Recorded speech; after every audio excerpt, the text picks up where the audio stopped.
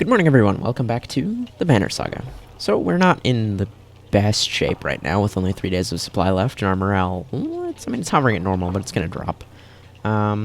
We mostly just stopped in camp to look at some stuff, so let's get on out of here, and hopefully get somewhere where we can get some supplies back. Oh, there's a little village up ahead. Okay, well that's hopefully a good sign. Some clansmen have discovered a large patch of wild fruit. When you approach, you see some people begin to sample them. A mother frets about whether they're safe after overhearing one of the children say that it tastes funny. Others start gathering by the basketful.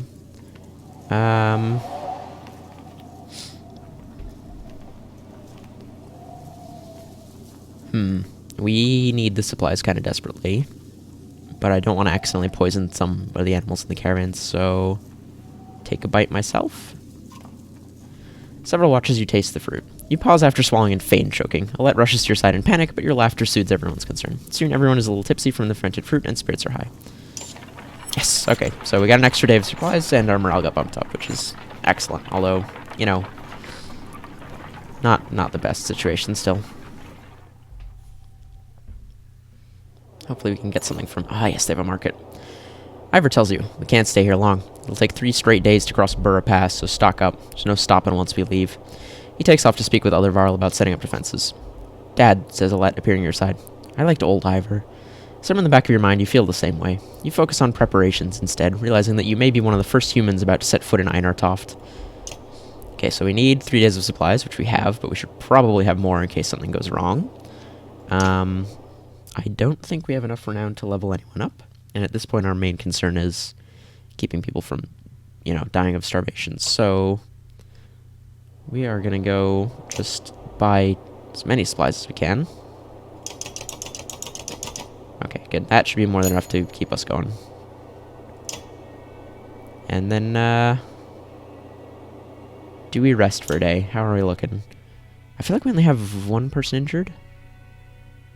Yeah, Crummer's the only one who's injured, so we're actually, I think, okay without resting right now. We can just, head on out.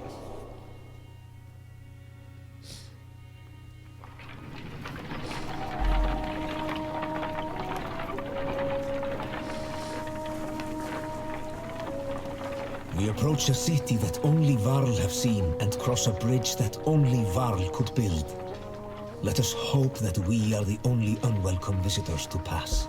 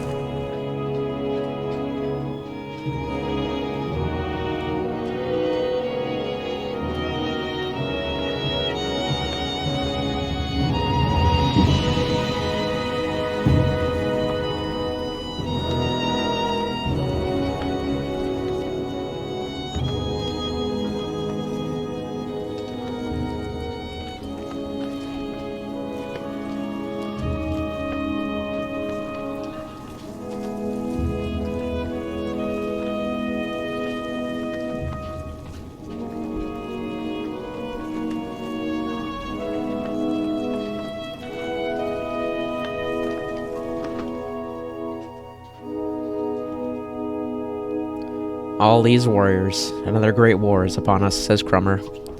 This is the 3rd time I have seen such a thing. There are far fewer of us now than there once was. Oh. Sorry, it's my dog unplugging my Xbox controller. Crummer heads up the stairs to the Great Hall and returns shortly after, speaking to some Varl. What did they tell you? Asks Ivor.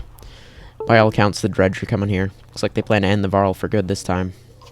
This place will become a killing field soon. They say the Prince of Men is here. They've got a Mender, too. Prince Luden is here? From Arborang? Asks Rook. In any case, says Crummer, we'll be given no audience today. You remember the last time you were here, Ingvar? It's Ivor. Yeah, I remember it. What now? Asks Rook. We find somewhere to rest. I'd recommend keeping your people out of trouble while you're here, Rook, says Crummer. In fact, keep them invisible, says Ivor. Jornder won't be happy you're here. You're shown to quarters, but could wander the city while you wait for an audience. You feel like you could sleep for a week straight. Okay, it's possible I was a little bit over-enthusiastic about the supplies. Wow, we actually just used 3 days straight. Okay, so we didn't need to buy supplies, but we got spares. Unfortunately, we can't really buy anything, so we might as well just rest while we're here. Are we going to use supplies while we're resting? Yes, great. Okay, so buying extra supplies was a good idea. As you settle in, you receive word to come to the Great Hall the next morning. Ivor suggests not speaking unless addressed, and even then, keep it short. In your dreams that night, you see Varl kings fighting with dredge lords. An ominous feeling lingers as you prepare to enter the Great Hall. Yeah, I'm just gonna go to the Great Hall. Resting another day would be nice, but we're fine as we are.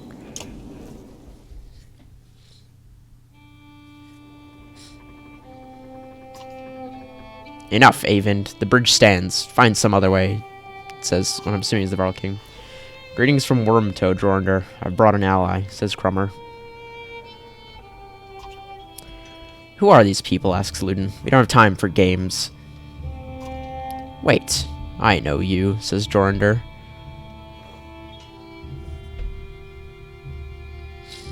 Ingvar, among us again. Is this what the end of the world looks like? Asks Jornder.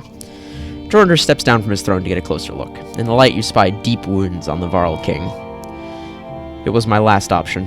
You look like death, Jornder. The Sunder came through Grofheim, says Jornder. All of them, or we would still be there. A few thousand Varl remain, says Hakon. Bellower has been following us since Grofheim. This is what he does, says Ivor. What will you do? Remain, says Jornder. There's no better place for us than here. We make our stand in Einartoft. Even if Einartoft falls, the Varl won't be wiped out. Hakon is taking our best warriors to Arberang, as we were discussing. I'm not going, Jornder, says Hakon. Needed here. This is not a debate, says Jornder. A messenger bursts through the doors, cutting the tension. He says a stone singer has been cutting a path across the bridge. Gods, can we not have a moment's respite, asks Jornder. They should not be here already. A stone singer is with them, asks Avind. Let me bring down the bridge, as I said. It will buy us... I said the bridge stands, Mender, says Jornder. I say it again to you, and the Prince of Men, and the whole Mender Council were they here. I will not say it again. Hakon, you go to Arberang. Avind, do not even touch that bridge. Am I understood? Asks Jornder. You are, says Avind. Then I'll confront the singer myself. Nobody tries to stop Avind, but many follow as he leaves the Great Hall.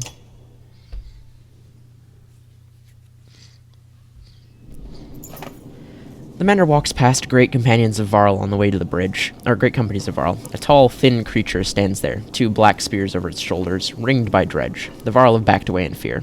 Avind stops before the stilt-legged figure. Suddenly Ivor is beside you. We should help him. You expect Ivor to refuse, but instead he locks eyes with you. Listen to me, Rook, he says. You will probably die here, and so will everyone else who steps on that bridge. Look at your daughter. Are you prepared for that? Probably not, no. I'm not sure if taking option 2, like, just straight denies me the chance to go help. But I feel like it's the correct option. You watch with your heart in your throat. Ivor continues on alone to stand by the Mender at the bridge. Trying to take all the glory again, Ingvar, shouts Hakon, stepping forward with his entourage to join Ivor on the battlefield. Oh, so I guess you're just choosing which party joins Ivor here.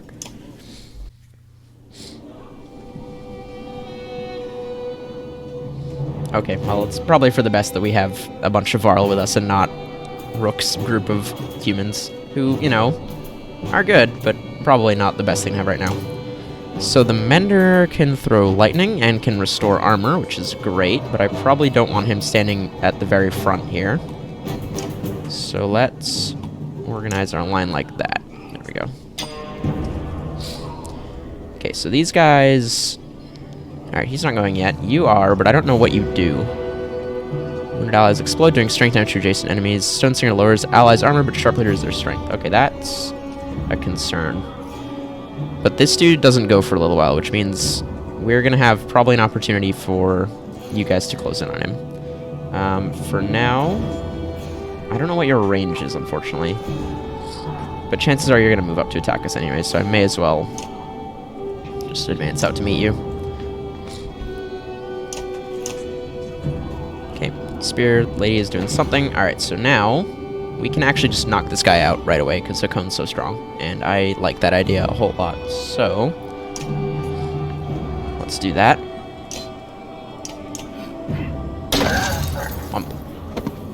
Oh, I didn't even see all these guys back here. I was wondering why the turn order was so, like, short. Okay, same deal. Everybody else is just gonna advance. Alright, Big Purple probably needs to be dealt with, but Spear Lady... Lady? That looks kind of feminine, I guess. Anyway, she needs to be dealt with first. How I'm gonna do that is an entirely different question. But, she's a little bit separated from the rest of her group right now. So I think we should be able to reach her without too much trouble. And we'll get to see what our Mender can do. This Slinger also probably needs to go, but he's less of a concern. Now, how far is the range of this? Pretty freaking far is the answer. And the other one is Restore Armor. Alright, so I probably just want to keep you roughly in the center, where you can affect the most people. Ah, shoot, she's backing up. Alright, I might be able to get Hakon and, I'm completely forgetting your name. Gunnulf? Yeah, I think it's Gunnulf. Up there to melee her next turn. Yes, okay, so... Okay, they can both reach her. The safe way to do this, which I don't think we're going to be able to take, so we could just knock this dude out of the fight right now, and then Gunnulf can go smack her, which is the safer option.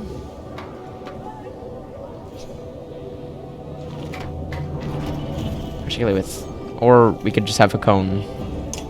Right, have Hakon and Gunnulf just go take her out right now, before she gets a chance to do anything, which I think is the better option here.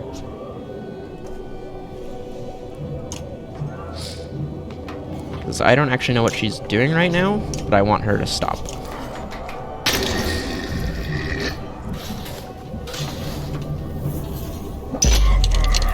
That was a odd choice. Alright, Mugger moves really, really slowly. I'm just gonna have him hustle up a bit here. Okay, they're all gonna start... Yeah, they're all gonna start running for Hakon. Alright, let's finish this lady off. Or... Stone Singer. I'm just gonna call it Stone Singer, because I don't actually know. I know the Varl do have... Or the Dredge do have genders, I just can't remember which ones are female and which ones are male. Ow. Don't throw rocks at my Mender. It's quite rude.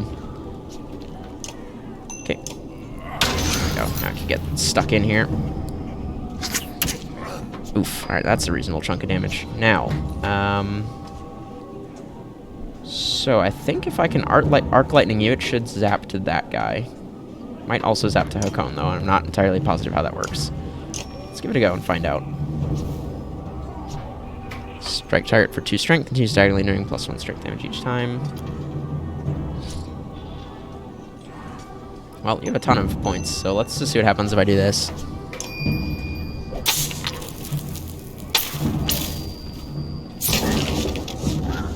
Nothing.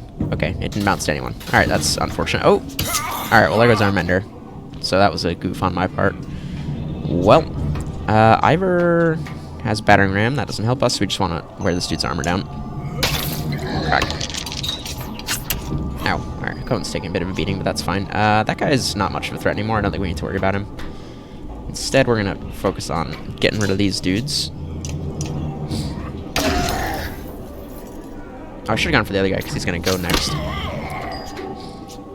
Alright, let's get everybody into melee with Big Purple over here. Or all of our shield dudes, at least. Let's see if we can't just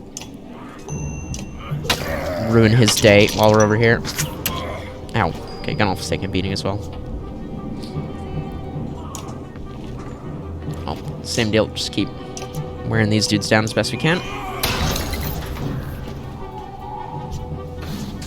He's going for a cone. Yeah. Nope, he's doing his knockback thing. Alright, well, he just punched me over to one of the other dudes that I want to kill, so that's actually fine. Fasalt, you're gonna go... Okay, Ivor should be able to get up and around there, so that's fine. So Fasalt, you can actually just move up like this. And then just continue cracking this dude's armor while we try and deal with this Annoying slingers.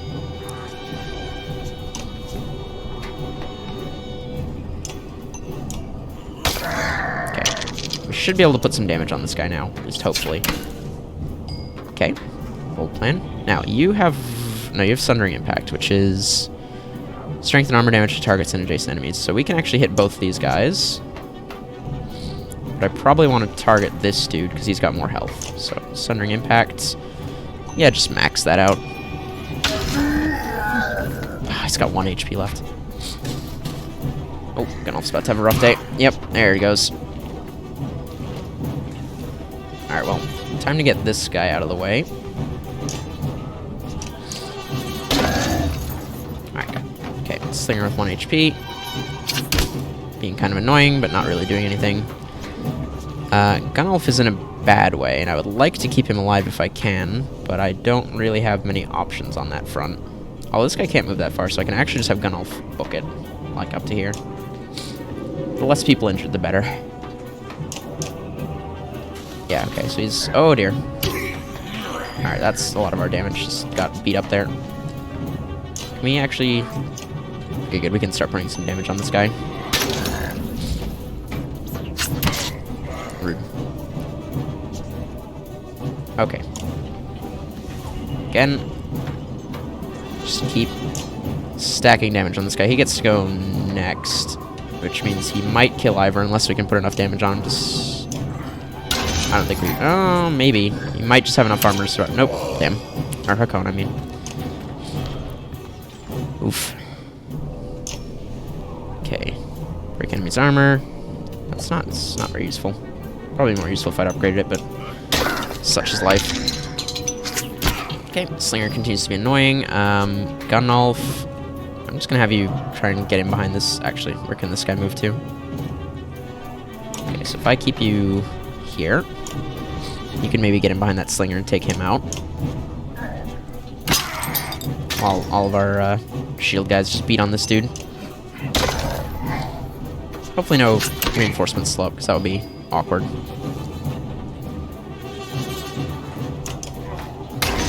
Whack. Okay. Yeah. Mogre can have this kill.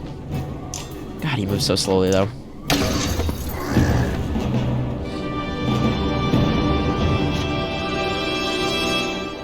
Alright, well, our Mender got injured, which is unfortunate. And Hakon got injured, which is more unfortunate, but all in all, that went pretty clean.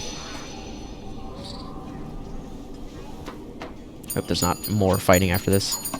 Hey, we got some renown. Great.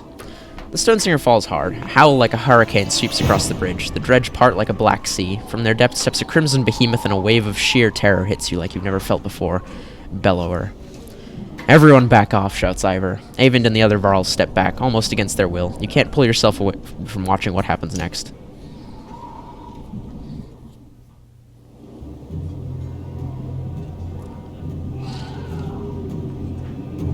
Oof. So we don't get any positioning here. We just get Ivor. Okay, so I want to get the first hit, which means we probably...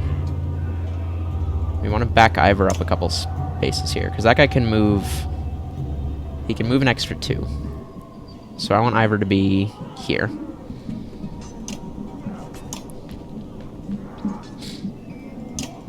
Okay, and then he's going to move towards us. Okay, he didn't use any of his points, which is a shame, because I was hoping he'd spend some of those. But now we can get the first hit in, at least, for what good that's going to do us. Okay, so battering ram. It's 1 break damage. It's going to move him back 4 squares. That's not worth using. There's no one else to run him into. But we can crack his armor a little. Fortunately, he's got a lot of strength. Okay, well, he did that. Oh, no, he stunned us. Okay, well, that was a lot of damage.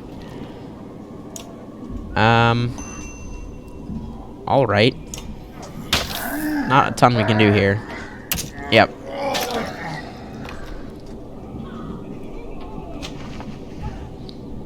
Defeat, but your enemies will not soon forget this day. Well, hey, Ivor's been injured. I'm pretty sure this is a supposed to lose fight. We can get any renown for it. Ivor rides in agony, his arm torn clean off by Bellower's onslaught. The Sunder raises his weapon for the killing blow. "Sunder, face me!" screams an uncertain Avon, stepping back onto the bridge, raising his staff high. Even from here, you can see his arm trembling. You feel practically frozen in place watching. Avon's already injured. Oh, okay, we're not having a fight. We're having a cutscene.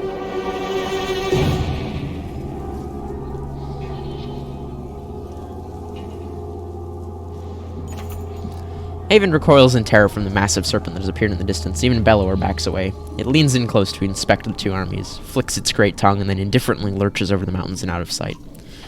The Dredge are a knot of confusion. Some cower, others crouch in what looks like worship. Hakon shouts orders above the din, and Varl rush forward, bowling over a surprised Dredge, gaining ground. Bellower is receded back into the horde. Jorundr watches from atop the stairs. "Hurry," says Avon, suddenly pulling at your arm, snapping you out of the moment. You rush to Ivor, laying on the ground amidst the fighting, still breathing despite a missing arm, and drag him back into the city.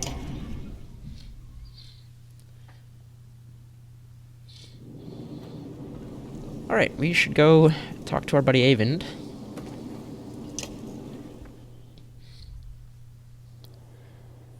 "Can you save?" says Alette. "Yes," says Avon, "probably. Give me silence." Nearly 3 hours pass silently as Avon plies his trade. Flesh slowly forms and closes across Ivor's torn frame. "That is as much as I can do. He should make it." "Thank you," says Alette. The mender looks exhausted, leaning heavily against the bed. "When was the last time you slept?" asks Rook. "A couple days ago. I'm okay. I just need to sit," replies Avon. Before he can catch him, the mender crumbles to the floor. Chapter 5. Weary the Weight of the Sun.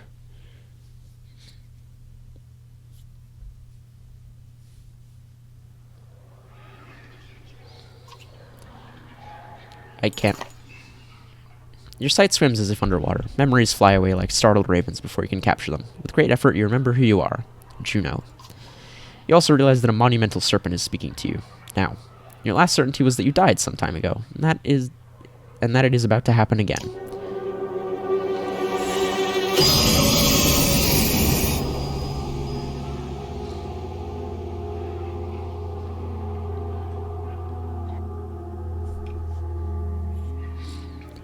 "Frustrating," says the serpent. You are slow to understand the serpent. It speaks in a language that recalls very ancient memories of words you learned long ago. "If you are not going to die, I suppose we must speak instead," says the serpent. "Who are you?" My name is Juno. What does it matter? I don't know. I'm gonna be bold. My name is Juno. "You are a Juno. Means nothing to me. Maybe I have asked the wrong question. What are you? What is your purpose?" "I'm a mender." "Mender? Ah, Valka. Now the picture is forming. Do you not know me, Valka?" Though your memory is still fuzzy, you're certain you know nothing about an enormous serpent. "What do your prophecies say? The gods gave you prophecy. Fate. Destiny. Is there no child coming to slay me with a magic sword? Are there no stars in the sky foretelling this disaster? Do you truly not know?" "The gods are dead. I have no idea what you're talking about. I will know if you tell me." "Say nothing." He seems to like talking. Let's say nothing. "Must the prophecy speak of itself, then? So be it. Listen carefully now, for I will give you a prophecy. I am the end, do you understand? This world and this tapestry I would devour. It is my purpose. But I cannot. Instead, now comes a wall of night to consume your pitiful world." "Wall of night?" asks Juno. "The Dredge?" "Dredge. Stone men marching across a long bridge. Oh, it is darkness. The egg white that has turned black. I am meant to devour the tapestry itself, not idly witness the dusk smother this rock. I am incomplete, a worm crawling through a dung field. Because of you. Who are you to take my destiny? What are you? Return what is mine."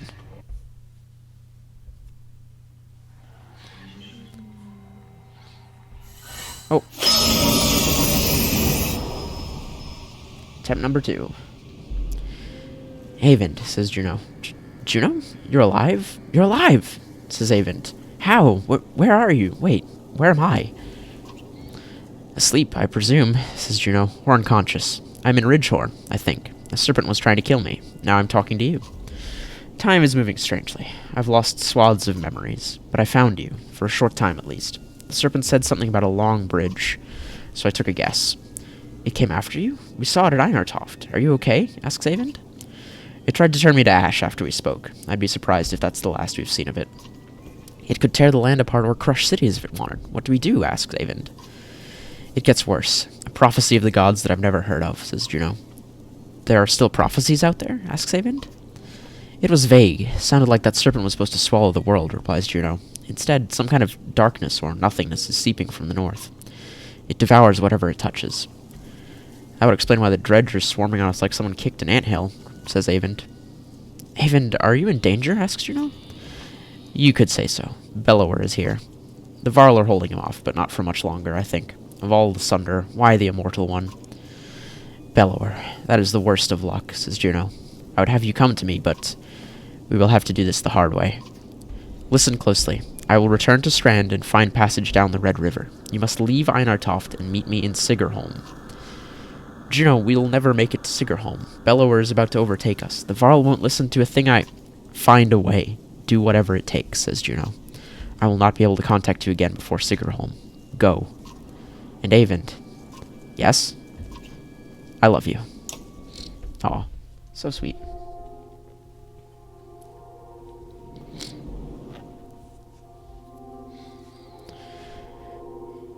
You've spent a lot of time next to him since he passed out, says Rook. Just keeping an eye on him, says Alette. It's not like that, Dad. He saved Ivor. He might save the rest of us. Can he hear us? He just moved, says Rook. How long was I... You're out for a couple of days, says Rook. How do you feel? Juno, she's alive. I need to meet her in Sigerholm. Hold on, slow down, says Rook. Who's Juno? She's my mentor on the Menders Council, says Avent. She contacted me. Contacted you? How? Says Alette. She's not like most Menders. What's happened here since I passed out? The Varl are holding the dredge back, just barely, says Rook. Bellower has disappeared. Ivor is still out of it.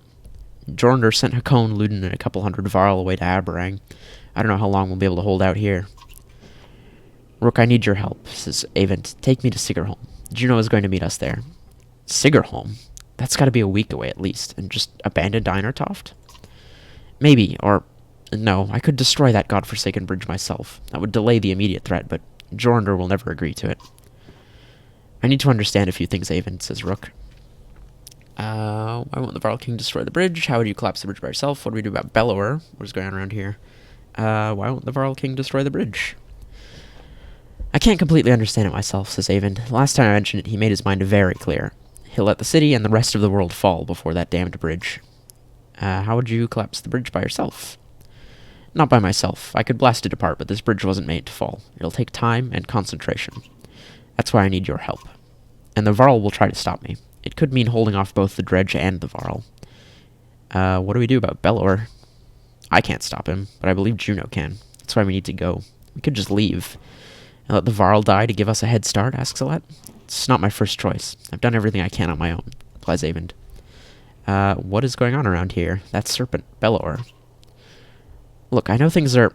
It's a long story, says Avend. How well do you know history? We're from a very small town in the woods, says Alette. I'll keep it short. You know how Men and Varl were made, the Loom Mother, the other gods.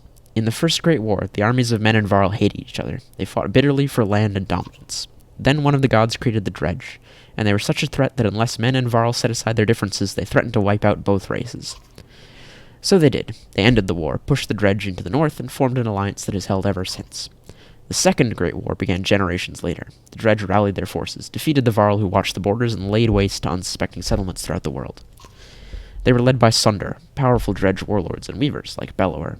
He was there in the Second Great War. Humanity was on the brink of extinction when the inner circle of Menders went forth, and finally sent the Sunder and the dredge deep underground. For the most part, the dredge haven't tried to return since. Well, until now. Those Menders were called Valka. Juno wasn't there herself, but she's from their bloodline. So another great war has begun, says Rook. If I didn't think the world was ending, it would be incredible, says Avent. Ancient history is playing out before us. What about the serpent, asks Alette. That's another story. There's nothing in the Menders libraries about that thing. It must have something to do with the dredge returning, says Alette. That seems likely. I need time to think about this. I understand. Be quick, Rook. There has to be some way to... I can't believe the Varl would be so stubborn. Speak to Jornder yourself. Jornder? Jornder? I don't know. He's in the Great Hall. Maybe you'll have more luck. Or maybe he'll put your head on a spike. Rook, I hate to put all this on your shoulders, but I've got few friends here. Come to a decision quickly. Either way, we can't stay. We have to make it to Sigerholm. Juno will know what to do.